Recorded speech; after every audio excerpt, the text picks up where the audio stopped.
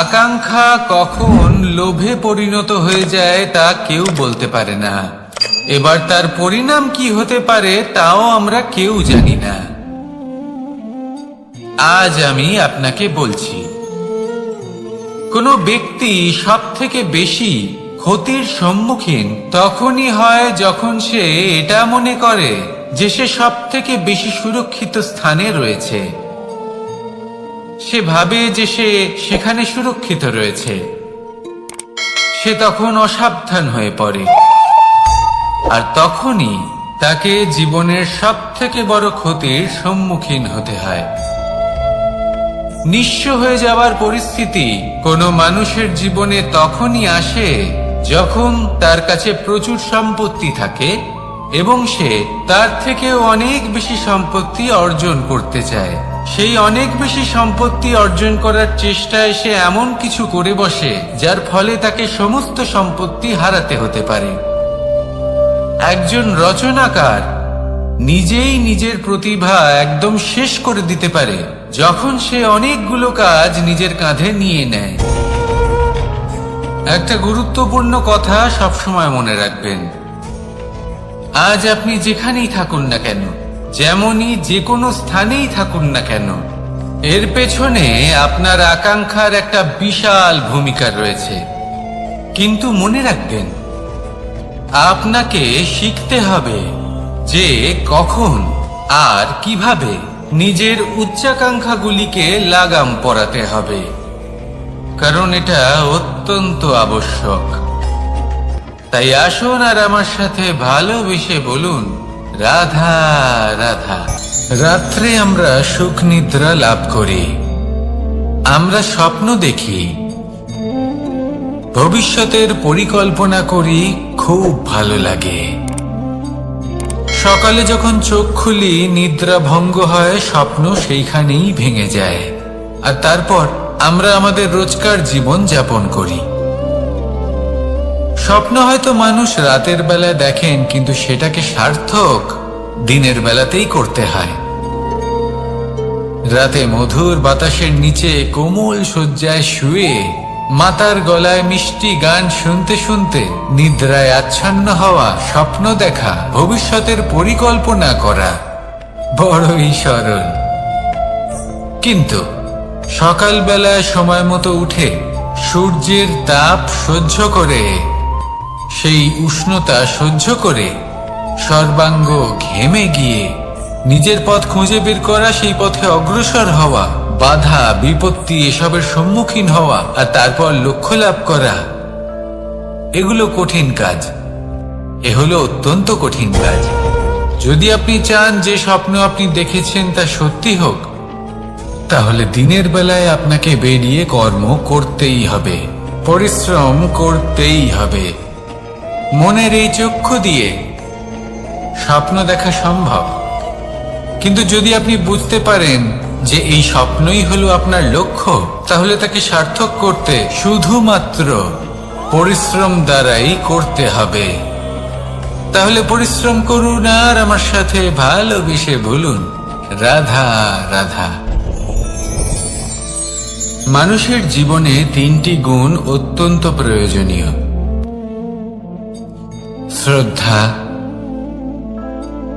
বিনম্রতা, যোগ্যতা। যদি জ্ঞান লাভ করতে চান তাহলে শ্রদ্ধার প্রয়োজন, যদি মান লাভ করতে চান তাহলে স্বভাবে বিনম্র হওয়া প্রয়োজন, আর যদি মনোবাঞ্ছিত স্থান লাভ করতে চান তাহলে যোগ্যতার প্রয়োজন। বিষয়টা সহজ। শ্রদ্ধা আপনাকে জ্ঞান দেবে, নম্রতা আপনাকে মান, আর যোগ্যতা উচিত স্থান দেবে। কিন্তু যদি আপনি এই তিনটি গুণ সম্মিলিত করেন, তাহলে এমন কিছু লাভ করবেন যা এই সব কিছুর থেকে অনেক ঊর্ধ্বে। সম্মান। আর এ হলো সেই সম্মান যা প্রত্যেক মানুষের নিজের জীবনে লাভ করতে চেষ্টা করা উচিত, কারণ এই হলো সেই সম্মান যার কারণে আপনি চলে যাওয়ার পরেও এই সংসার আপনাকে ভালোবাসবে আর মনে রাখবে। আসুন আমার সাথে ভালোবেসে বলুন, রাধা রাধা। অনেক সময় আমরা জীবনে অনেক মানুষকে এমন বলতে শুনে থাকি যে আমি অসফল হয়েছি কারণ আমার সময় ভালো যাচ্ছিল না। আমি এই জিনিসটা লাভ করতে চাইছিলাম কিন্তু করতে পারলাম না কারণ আমার সময়টা ভালো যাচ্ছিল না। আমি আমার জীবনে ওই মহান কাজটা করতে চাইছিলাম কিন্তু করতে পারলাম না। কেন? কারণ আমার সময়টা ভালো যাচ্ছিল না। কিন্তু যে মুহূর্তে ভালো সময় আমার জীবনে আসবে আমি সব কিছু প্রাপ্ত করব। এমন প্রায় প্রত্যেকেই বলেন। আসুন একটা কথা বোঝা যাক। একজন মালিকে দেখুন, সে প্রত্যেক দিন গাছের সেবা করে, তাকে জল দেয়, তার যত্ন আত্তি করে। কেন? প্রত্যেক দিন সেই গাছ ফল দেয় না। সঠিক সময় এলে তবেই সেই গাছ ফল দেয়, কিন্তু প্রত্যেক দিন মালি তার সেবা করে, তাকে যত্ন করে। শুধুমাত্র তখন করে না যখন সেই গাছ ফল দিতে সক্ষম। আর যদি মালি গাছের যত্ন প্রতিদিন না করে তাহলে হয়তো সেই গাছ ফল দিতেই পারবে না। এটাই হলো আমাদের জন্য একটা শিক্ষা। যখন সময় আমাদের জন্য অপেক্ষা করে না তখন আপনি সময়ের জন্য কেন অপেক্ষা করছেন? ভালো সময়ের জন্য অপেক্ষা করবেন না। ভালো এবং শুভ কর্ম দ্বারা ভালো সময়কে নিজের কাছে টেনে আনুন। নিরন্তর কর্ম করুন, পরিশ্রম করতে থাকুন। শুভ সময় আপনা থেকেই আপনার কাছে আসবে। আসুন আমার সাথে ভালোবেসে বলুন, রাধা রাধা। মানুষের এই সংসারে জীবনযাপন করার জন্য কিছু জিনিসের প্রয়োজন পড়ে। এমন কিছু আবেগ, এমন কিছু বস্তু আছে যেগুলো তার প্রয়োজন হয়, কিন্তু সব থেকে বেশি যে জিনিসটা তার প্রয়োজন হয় সেটা হলো সম্মানের। আমাদের ভালো লাগে যখন কেউ আমাদের সম্মান করে। আমরা কাউকে সম্মান করলে তারও সেটা ভালো লাগে। কিন্তু আপনি দেখবেন যে সংসারে বেশিরভাগ মানুষ দুটি মাপদণ্ডের ভিত্তিতে সম্মান করেন। হয় বয়স দেখে করেন বা উপার্জন দেখে, অর্থাৎ সেই ব্যক্তি কতটা উপার্জন করেন। এবার ভেবে দেখুন, এটা আবশ্যক নয় কারোর বয়স যদি বেশি হয় তার বুদ্ধিও ততটাই বেশি হবে। আবশ্যক এটাও নয় যে কোনো ব্যক্তি যদি অত্যন্ত ধনী হন বা তার মনও নির্মল হবে বা তিনি সৎকর্ম করবেন বা এমন কোনো কর্ম করবেন যাতে উনি সম্মান লাভ করতে পারেন। হতে পারে উনি ধনী কিন্তু দুশ্চরিত্র। সেই জন্য বয়স বা উপার্জন দেখে কোনো ব্যক্তিকে সম্মান করবেন না। কর্ম দেখুন। যদি গভীরভাবে ভেবে দেখেন তাহলে দেখবেন যদি কোনো মানুষ কোনো সৎকর্ম করেন তাহলে তার প্রতি হৃদয় থেকে সম্মান জাগ্রত হয়। এটাই হলো সেই সম্মান যা অর্জন করতে হবে। বয়স আজ আছে, কাল আরো বৃদ্ধি পাবে। উপার্জন আজ আছে, কাল সেটা কমে যেতেও পারে। কিন্তু যদি আপনি নিরন্তর শুভকর্ম করতে থাকেন তাহলে আপনি মৃত্যুর পরেও অমর হয়ে থাকবেন। আসুন আমার সাথে ভালোবেসে বলুন, রাধা রাধা। পাপ এবং পুণ্য, এই দুই হলো সংসারের এমন দুই বিন্দু যাকে কেন্দ্র করে এই সংসারের চক্র ঘুরতে থাকে। আমরা যদি কোনো কর্ম বিচার করি হয় পুণ্য নয় পাপের দৃষ্টিভঙ্গি দিয়ে, এটা হয় পুণ্য না হলে পাপ। কিন্তু এই পাপ এবং পুণ্য এই দুই নির্ভর করে প্রত্যেক মানুষের ওপর, তার চিন্তাধারা, তার পরিস্থিতির ওপর। ধরুন এমন একজন মানুষ যিনি অনেক দিন ধরে বনে পথ হারিয়েছেন, অনেক দিন হয়তো উনি কোনো খাবার খাননি। এবার এমন পরিস্থিতি চলে এসছে যে এবার যদি উনি খাবার না খান তাহলে হয়তো জীবিতই থাকবেন না। আর এমন অবস্থায় ওনার সামনে যদি কোনো প্রাণী আসে তাহলে তাকে শিকার করা, এটা কিন্তু তার কাছে পাপ নয়, এটা তো জীবিত থাকার একমাত্র উপায়। এটা তার কাছে পুণ্য সম। আর যদি আমি এমন একজন ব্যক্তির কথা বলি যিনি সরল, যিনি একটি সুখী, শান্ত, সুরক্ষিত জীবনযাপন করছেন, তার কাছে কিন্তু এটা পাপ। এইরকমই এই সংসারে ভিন্ন ভিন্ন পরিভাষা আছে পাপ এবং পুণ্যের। তার মধ্যে যদি আমি আপনাকে একটি সরল পরিভাষা দিই, সেটা হলো, জীবনে যখনই কোনো কর্ম করবেন সেটা নিয়ে একটু ভেবে দেখুন যে এই যে কাজটা আমি করছি, তার ফলে এই যে অন্য মানুষেরা আছেন এই সংসারে, তারা কি দুঃখ পাবেন? যদি তারা দুঃখ পান তাহলে সেটা পাপ। যদি আপনি এমন কোনো কর্ম করেন যার ফলে অন্যরা প্রসন্নতা লাভ করেন, তাদের মুখে হাসি ফুটে ওঠে, যদি তারা প্রেরিত হন, জীবনে সামনে এগোতে পারেন, তাদের বিকাশ হয়, তাহলে এটা হলো পুণ্য। তাই জীবনে সবসময় পুণ্য করতে থাকুন আর আমার সাথে ভালোবেসে বলুন, রাধা রাধা। বনস্পতি ফলনের জন্য আমাদের কিসের প্রয়োজন পড়ে? একটু ধরিত্রীর, একটু পরিশ্রমের, আর একটা বীজের। এবার যদি মানুষের কথা বলি, তাহলে এখানে ধরিত্রী হলো মানুষের এই জীবন, যেখানে মানুষ নিজের ইচ্ছের ফল ফুল ফলন করতে চায়। পরিশ্রম হলো আমাদের কর্ম, আর বীজ হলো আমাদের নির্বাচন। আমাদের বেছে নিতে হবে যে আমরা কি বপন করব, আম নাকি ফণি মনসা। এর মধ্যে আমরা কি পেতে চাই? রসালো ফলের ফলন চাই নাকি কাঁটার ফলন চাই, তা আমাদের উপর নির্ভরশীল। কিন্তু একটা কথা ঠিক, লক্ষ্য যেমনই হোক না কেন, জীবন যেমনই হোক না কেন, যদি আপনি লক্ষ্যের দিকে এগোতে থাকেন, তাহলে কর্মের সাথে খামখেয়ালি আচরণ করতে পারবেন না। যদি আপনি এমন করেন, তাহলে এটা আপনাকে একটা অনুচিত লক্ষ্যে পৌঁছে দেবে, সেটা কিন্তু নিশ্চিত। সবসময় এটা মনে রাখবেন, কর্মের সাথে খামখেয়ালি হবেন, অর্থাৎ কর্মফলও আপনার সাথে খামখেয়ালি হবে। তাহলে নিষ্ঠার সাথে কর্ম করতে থাকুন আর নিজের লক্ষ্যকে প্রাপ্ত করুন। আর আমার সাথে ভালোবেসে বলুন, রাধা রাধা। অগ্নি চতুর্থ তত্ত্ব, সব থেকে বেশি গুরুত্বপূর্ণ, কিন্তু তার থেকেও বেশি ভয়াবহ। কখনো অগ্নিকে নিয়ন্ত্রিত রূপে উনুনে জ্বলতে দেখেছেন? এই অগ্নি আমাদের খাবার বানাতে সাহায্য করে, যা আমাদের শক্তি প্রদান করে। কিন্তু এই অগ্নি যখন বিচলিত হয়ে, অনিয়ন্ত্রিত হয়ে কোন বনের আগুন হয়ে ওঠে, তখন মহা বিনাশ ঘটে যায়। আপনারই অন্তরের ঊর্জা হলো এই অগ্নি।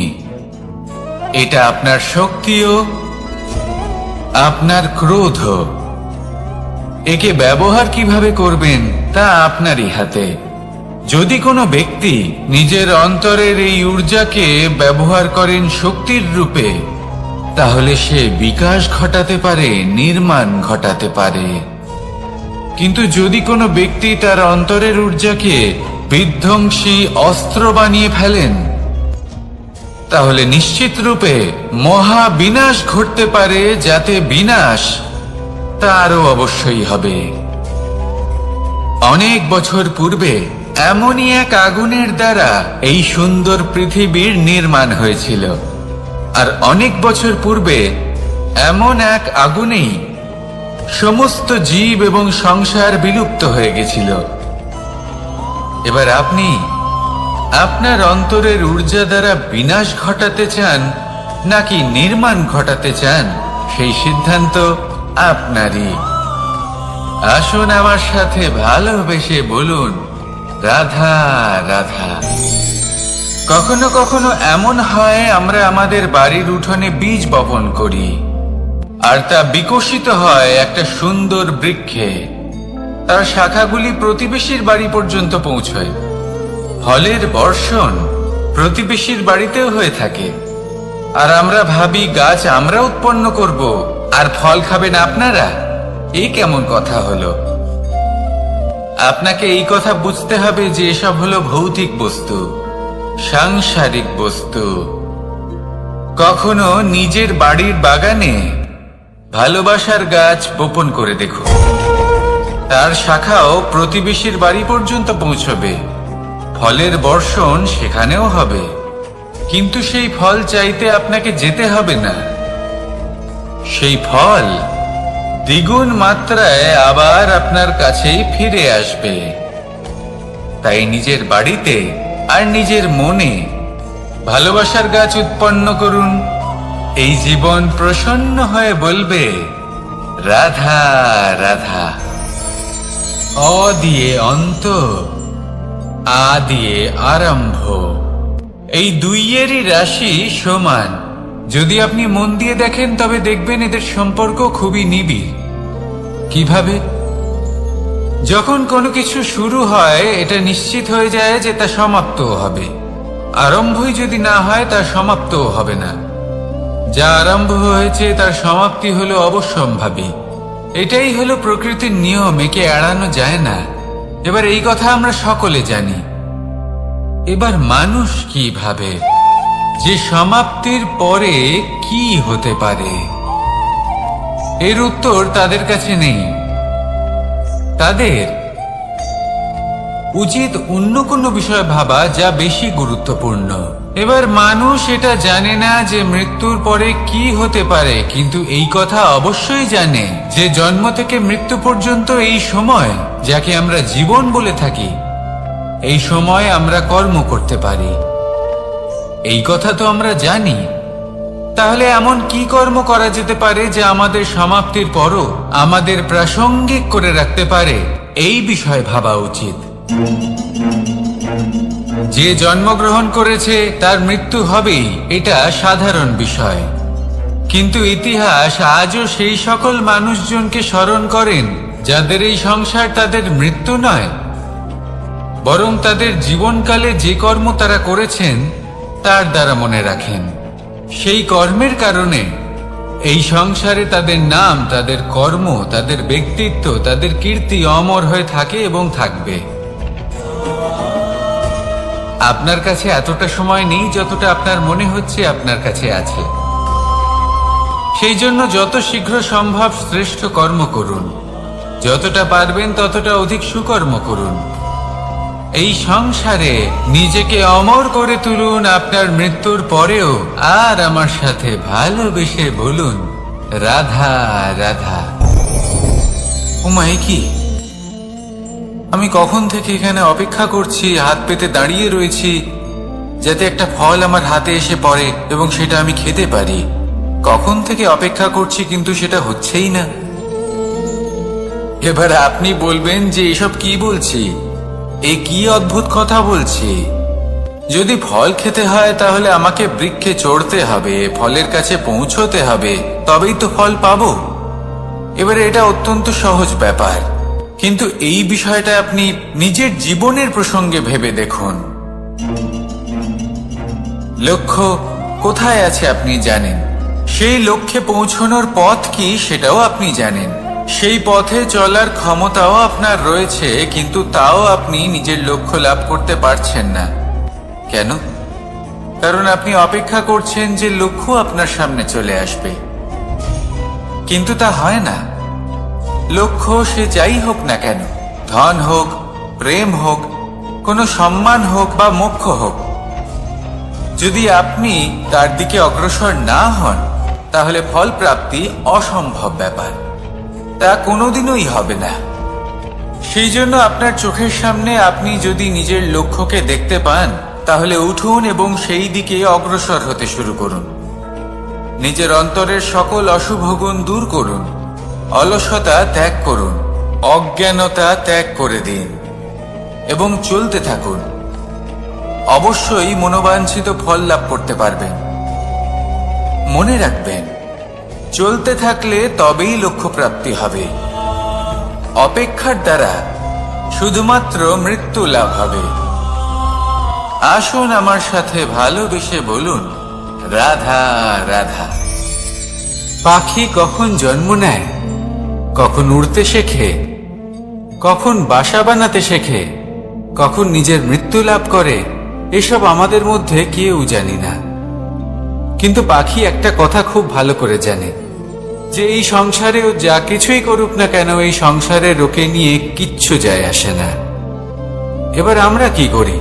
কোনো কাজ করার আগে আমরা এটা ভাবি যে এই সংসার যদি আমাকে দেখে ফেলে তাহলে কে জানে এই সংসার কি ভাববে, আমার প্রতিচ্ছবি কেমন তৈরি হবে কে জানে, কে জানে কি হবে আদি ইত্যাদি। এই সব ভাবনায় আমরা মগ্ন হয়ে যাই। কিছুটা এমন ভাবে মগ্ন হই যে বর্তমানের কর্মের এই জীবনের যাত্রাপথে সেই সময়ের আনন্দ উপভোগ করতে ভুলে যাই। এবার দেখুন একটা পাখি কি করে, ওর কর্ম হলো গান গেয়ে চলা। ওই পাখি গেয়ে চলে, কেউ ওর গান শুনুক বা না শুনুক, কেউ আদৌ শুনছে কিনা সেই বিষয়টা নিয়ে সেই পাখির কিছুই যায় আসে না। সেই পাখি নিজের কর্ম করতে থাকে। হয়তো সেই জন্যই আপনি কখনো কোনো পাখিকে কাঁদতে দেখবেন না। এরকমই আপনাকে নিজেকে গড়ে তুলতে হবে। প্রথমে নিজেকে জিজ্ঞেস করুন, এই যে কর্ম আমি করতে চলেছি সেটা কি উচিত? যদি আপনার মনে হয় সেটা উচিত, তাহলে সেটা প্রমাণ করুন। এটা ভাববেন না যে এই সংসার কি ভাববে। আসুন আর আমার সাথে ভালোবেসে বলুন, রাধা। এই সংসারের সব থেকে বড় সুখ কি? কেউ বলবেন নিজের লক্ষ্য প্রাপ্ত করা, কেউ বলবেন ধন উপার্জন করা, কেউ বলবেন নিদ্রাই সব থেকে বড় সুখ, কেউ বলবেন রাজ্য লাভ করা, আবার কেউ বলবেন মাতার হাত থেকে খাবার খাওয়া, আদি ইত্যাদি। কিন্তু যদি সত্যি কথা বলি, এই সংসারের সব থেকে বড় সুখ হলো সেবা করা। কখনো কাউকে সেবা করে দেখুন। এই সেবা দ্বারা অন্য কোনো মানুষের আশীর্বাদ লাভ করাতেই সুখ রয়েছে। আপনার সেবা ভাব দ্বারা যখন কোনো মানুষ নিজের অন্তরাত্মা থেকে আপনাকে আশীর্বাদ করে, তার থেকে বড় সুখ আর কিছুই নেই। কারণ প্রত্যেক মানুষের মধ্যে ঈশ্বর বাস করেন। নরের সেবাই হলো নারায়ণের সেবা। নিষ্কাম সেবা করাই হলো সব থেকে বড় সুখ। তাই নিজের অন্তরে সেবার এই ভাব জাগ্রত করুন। যে সুখের কথা আমি বলছি সেই সুখ অনুভব করেই দেখুন। এই মন সুপ্রসন্ন হয়ে বলবে, রাধা রাধা। বাহ! পুষ্পের সুবাস আমার খুব ভালো লাগে। অত্যন্ত সুন্দর হয় এই পুষ্প। এইভাবে চারিদিকে পুষ্প দেখে মন আনন্দিত হয়ে ওঠে। এবার আপনারা ভেবে দেখুন, আমার চারিদিকে পুষ্প নয়, আগুন আছে। তাহলে কি হবে? আমার শরীর কি জ্বলে যাবে না? অবশ্যই জ্বলবে। শরীরকে কি আগুনের তাপ সহ্য করতে হবে না? অবশ্যই সহ্য করতে হবে। এটাই হলো প্রকৃতির নিয়ম। এই নিয়ম কিন্তু আমরা সবাই জানি, কিন্তু আমাদের মধ্যে বেশিরভাগ মানুষ এই বিভ্রান্তি নিয়ে বাঁচি যে এই যে প্রকৃতির নিয়ম, তা আমার উপর প্রযোজ্য নয়। তা কিন্তু নয়। আমাদের চতুর্দিকে এই যে নিসর্গ রয়েছে, আমরা তার কতটা ক্ষতি করি সেটা একবার ভেবে দেখুন। আমরা বনাঞ্চল জ্বালিয়ে দিই, বায়ু দূষিত করি, জল দূষিত করি, প্রাণীদের হত্যা আমরা করি। কেন? এই নিসর্গ আমরা নষ্ট করি, যদিও আমরা জানি যে আমরাও হলাম এই নিসর্গেরই অংশ। এবার দেখুন, শরীরের কোনো অংশে যদি আগুন ধরান, আস্তে আস্তে সমস্ত শরীরও জ্বলে যাবে। সেইভাবেই নিসর্গ যদি নষ্ট হয়ে যায়, তাহলে মনুষ্য জাতিও নষ্ট হয়ে যাবে। তাই এই যে নিসর্গ আপনি দেখছেন, এই পুষ্প, এই বৃক্ষ, বায়ু, জল, এদের সকলকে রক্ষা করুন। নষ্ট নয়। মনে রাখবেন, যদি নিসর্গ থাকে মানুষ থাকবে, যদি নিসর্গ থাকে তাহলেই জীবন থাকবে। আসুন আমার সাথে ভালোবেসে বলুন, রাধা রাধা। এই সংসারে সবাই বলেন আমি অর্জুনের মতো হয়ে উঠতে চাই। সবাই চায় যে তারাও যেন অর্জুনের মতো গান্ডীব লাভ করে। তারাও চায় যে তাদেরকেও মহাদেব এসে পশুপতি অস্ত্র দান করবেন। তারাও এটাই চায় মহাভারতের মতো মহাসংগ্রামে বিজয়ী হতে। কিন্তু সবাই ভুলে যান যে অর্জুন যা হতে পেরেছিলেন সবকিছুই অর্জন করেছিলেন। যদি আপনিও অর্জুনের মতো গান্ডীব লাভ করতে চান, তবে আপনাকেও তার মতোই শ্রেষ্ঠ কাঠ নির্বাচন করতে হবে। সেই কর্ম আপনাকেই করতে হবে। তার প্রত্যঞ্চা যাতে তীব্র হয়, তার জন্য আপনাকে সর্বশ্রেষ্ঠ দড়ি খুঁজে বের করতে হবে। আপনার বাণ যাতে ঘাতক হয়, সেই জন্য আপনাকে নতুন নতুন ধাতু খুঁজে বের করতে হবে। সেই শিক্ষা আপনাকে লাভ করতে হবে, তবেই আপনার ইচ্ছে পূর্ণ হবে। অর্জুন হওয়া বড়ই সরল, যদি আপনি কিভাবে অর্জন করতে হয় তা জানেন। শুধুমাত্র স্বপ্ন দেখেন যারা, তারা কখনোই অর্জন করতে পারবেন না। কিন্তু যদি কেউ অজ্ঞাতবাস ভোগ করতে পারে, যদি কেউ লাক্ষাগৃহ থেকে পালিয়ে বাঁচতে পারে, যদি কেউ কঠোর তপস্যা করতে পারে, প্রতীক্ষা করতে পারে এবং পরিশ্রম করতে পারে, তাহলে সে অর্জুন অবশ্যই হয়ে উঠবে।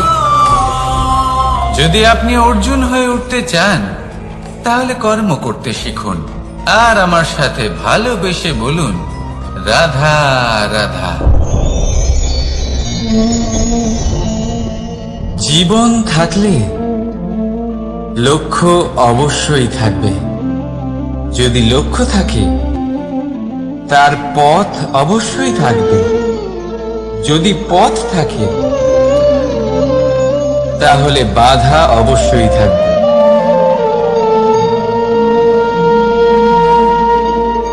আর এর উপরেই নির্ভর করে যে আমরা জীবনে সফল হব না অসফল, পুরস্কারের ভাগীদার হব নাকি তিরস্কারের। মনে করুন, আপনাকে একটা কাজ করতে হবে, আপনাকে পর্বত আরোহণ করতে হবে, আর সেই পথের ঢাল আপনাকে একাধিকবার ফেলে দেবে। পাথর আপনাকে একাধিকবার আহত করবে। এই অবস্থায় কি করবেন? সাধারণ মানুষ বেছে নেয় প্রতিশোধ। সেই পর্বতকে নষ্ট করে দেওয়ার চিন্তা ভাবনা করে, তার ভিতকে নড়িয়ে দেওয়ার কথা ভাবে সেই মানুষ। কিন্তু পর্বতকে তো কেউ নষ্ট করতে পারে না। তাই অসফল হওয়ার সাথে সাথে কুখ্যাতিরও ভাগীদার হয়ে যায় সে। দ্বিতীয় পথ হল পরিবর্তন। যদি আপনি সেই পর্বত ভাঙার পরিবর্তে তাতে সোপান তৈরি করেন, তাহলে আপনিও সেই পর্বতে উঠতে পারবেন, অন্য কেউও তাতে উঠতে পারবে, আগামী প্রজন্মও তাতে উঠতে পারবে। আর সেই আগামী প্রজন্ম সর্বদা আপনার সুনাম করবে। তাই জীবনে প্রতিশোধ নয়, পরিবর্তন বাছুন। বদলা নয়, বদল বেছে নিন। আপনার বাধা আপনার বন্ধু হয়ে যাবে। রাধা রাধা। সমস্ত মানুষের জীবন কিছুটা সমান হয়। মানুষ জন্মগ্রহণ করে, তারপর চলতে শেখে, জীবনে এগিয়ে চলে, বার্ধক্য লাভ করে, তারপর সমাপ্ত হয়ে যায়। কিন্তু সেই ব্যক্তিরা কারা যারা প্রকৃত অর্থে মনুষ্য জীবন যাপন করেন? এনারা হলেন সেই ব্যক্তি যারা পড়ে গেলেও আবার উঠে দাঁড়ানোর চেষ্টা করেন, নিজের ভেঙে পড়া অস্তিত্বকে আগলে নিয়ে আবার একটা আকার দেওয়ার চেষ্টা করেন। ভগ্ন আশাকে আবার একটা নতুন দিশা দেন। অসফল হওয়ার পরেও থামেন না, আবার এগোতে থাকেন। অসফল হওয়ার পরে যদি আপনি থেমে যান তাহলে সাফল্য আপনার সামনে অপেক্ষা করে, কিন্তু আপনি তা দেখতে পান না। তাই জীবনের সংঘর্ষে অংশগ্রহণ করতে শিখুন। জীবনের সংঘর্ষ থেকে পালাবেন না। আসুন আমার সাথে ভালোবেসে বলুন, রাধা রাধা। একবার একটা শেয়াল বনে বিচরণ করছিল। ও একটা ছোট্ট শাবক দেখতে পেল। ও ভাবলো, আজ একেই আমি খাবার হিসেবে গ্রহণ করব। আশেপাশে দেখলো কেউ দেখছে না তো, কেউ ছিল না। আর সেই শাবকের ওপর আক্রমণ করল, যা হলো একটা ঘোর অপরাধ। বনের নিয়ম অনুসারে আপনি কখনোই শাবকের ওপর আক্রমণ করতে পারেন না। তারপর এই খবরটা যখন রাজা সিংহ জানতে পারলেন, সভার আয়োজন করলেন। কিন্তু সেখানে শেয়াল বলল, আমি তো এরকম কিছু করিনি। কিন্তু যদি আপনি এরকম বলেন, কোনো প্রমাণ দিন, এর কোনো সাক্ষী আছে? তখন রাজা সিংহ পেঁচাকে ডেকে পাঠালেন, যে সেই মুহূর্তে বৃক্ষের শাখার ওপর বসেছিল। সে সব কিছু দেখেছিল। পেঁচা সব সত্যি কথা বলল, আর শেয়ালকে মৃত্যুদণ্ড দেয়া হলো। এবার এই কাহিনী আমি আপনাকে কেন শোনালাম? কারণ মানুষও কখনো কখনো এরকম কর্ম করেন যা শিয়াল করেছে। এটা ভাবেন, কেউ দেখছে না যখন আমি অনুচিত কর্ম করতেই পারি। কিন্তু না, আপনি যাই করুন না কেন, কেউ না কেউ অবশ্যই তা দেখছে। কোনো ব্যক্তি না হলেও কোনো প্রাণী, না হলে কোনো যক্ষ বা দেব বা প্রেত।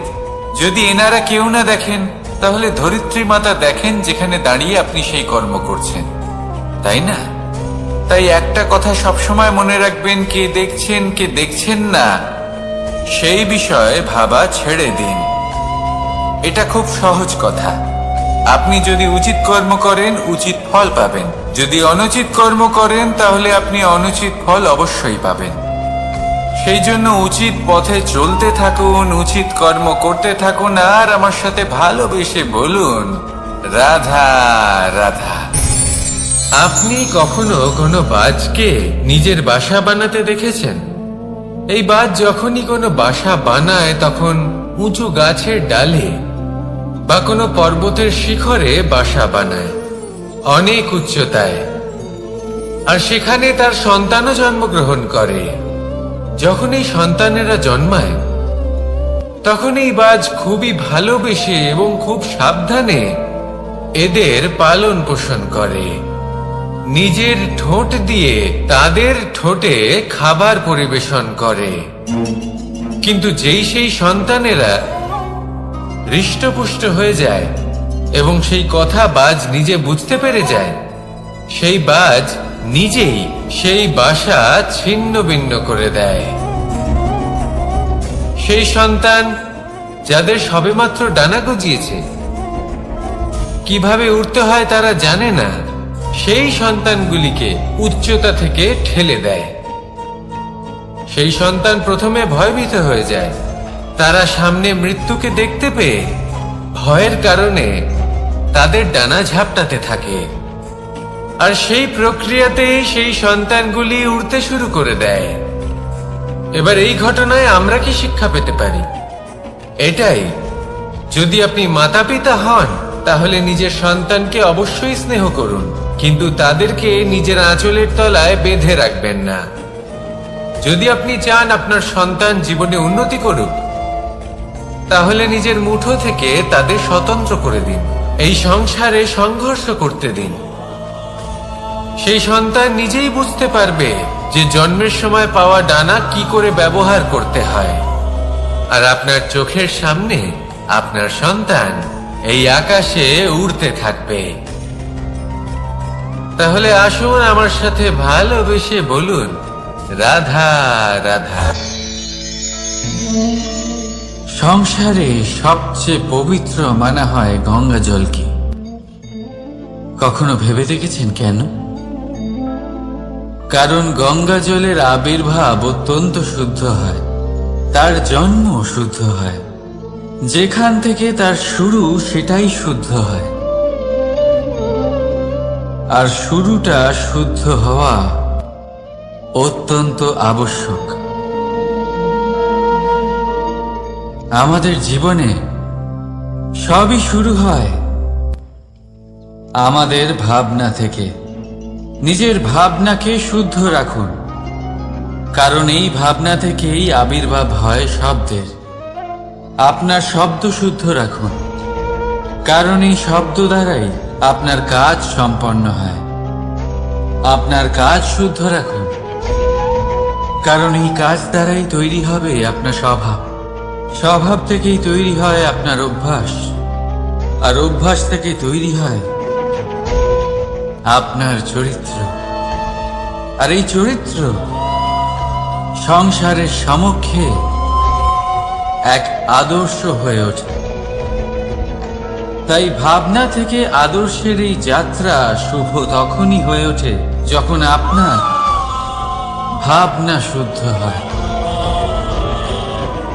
এই সংসারে, এই জীবনে নিজের ভাবনা শুভ রাখলে, শুদ্ধ করলে আপনার মন সুপ্রসন্ন হয়ে বলবে,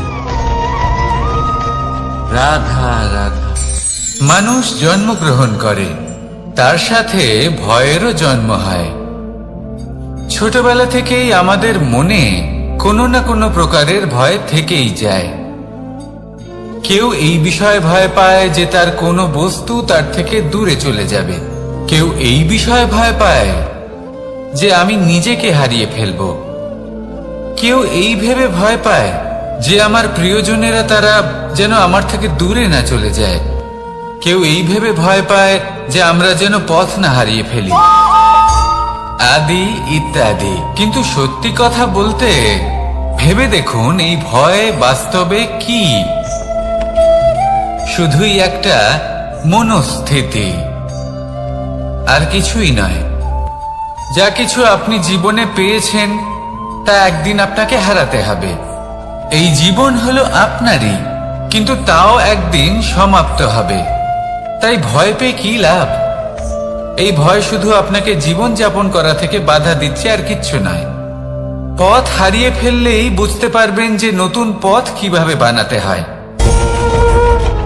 কিছু মানুষকে জীবন থেকে হারালে তবেই আপনি বুঝবেন যে আপনার আপনজনকে।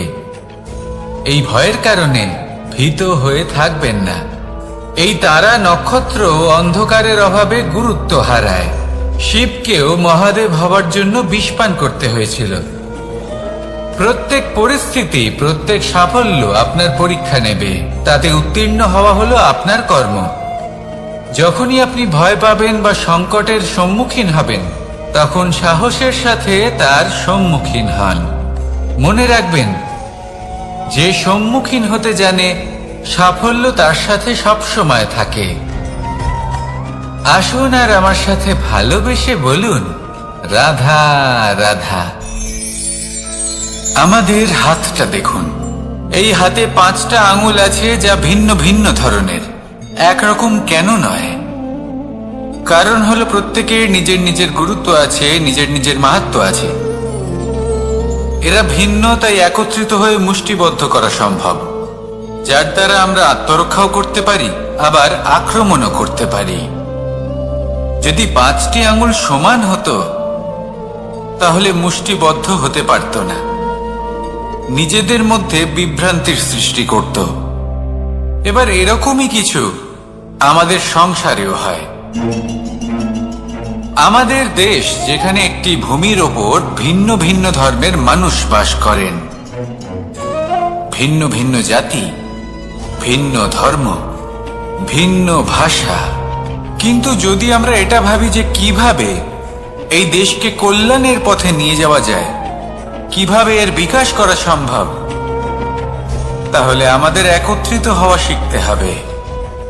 যেইভাবে 5টা আঙুল একত্রিত হয়, মুষ্টিবদ্ধ হয়, সেইভাবেই আপনার যে ভাষাই হোক, যে ধর্মই হোক, যে জাতি হোক না কেন, ঠিক আছে, আবশ্যক হলো আপনার নিজের কর্মভূমির সাথে